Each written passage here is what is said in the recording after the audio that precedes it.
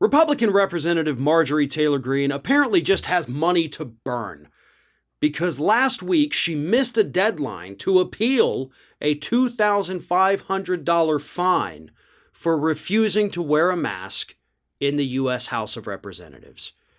This is the second time that Marjorie Taylor Greene has been fined several $1,000s for not wearing a mask when she is supposed to be.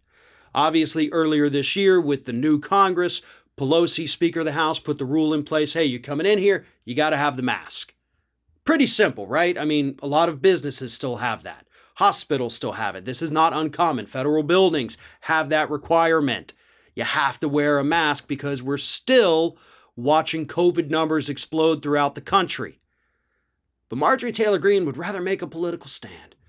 She would rather be the outcast, the pariah, the lone individual taking on the system is what she thinks she is.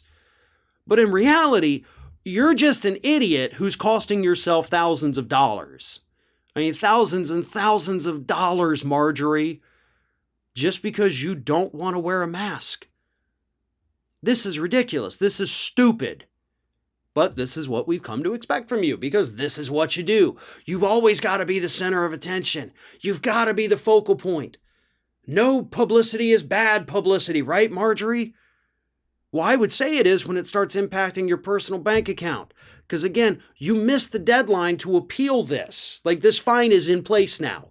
And the previous fine you got when you appealed that, you actually lost the appeal, so you had to pay it anyway. Is it worth it? Is it worth it to be one of the dumbest members of Congress? Is it worth it to watch your own personal financial drop by thousands of dollars just because you wanted to stick it to Nancy Pelosi?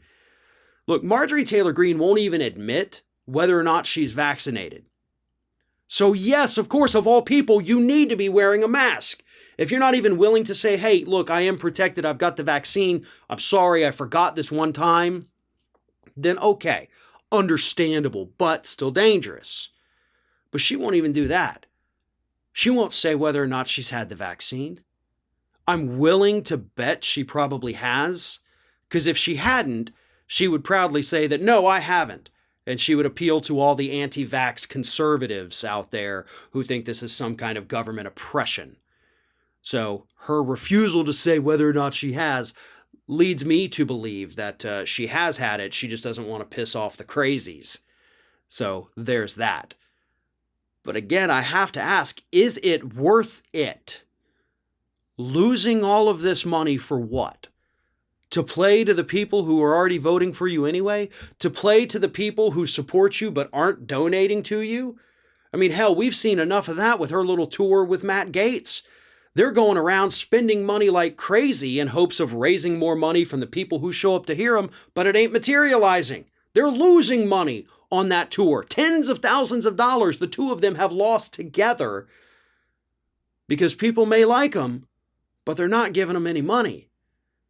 So Marjorie, just from a purely financial standpoint, you're killing yourself here. Your campaign is hemorrhaging money.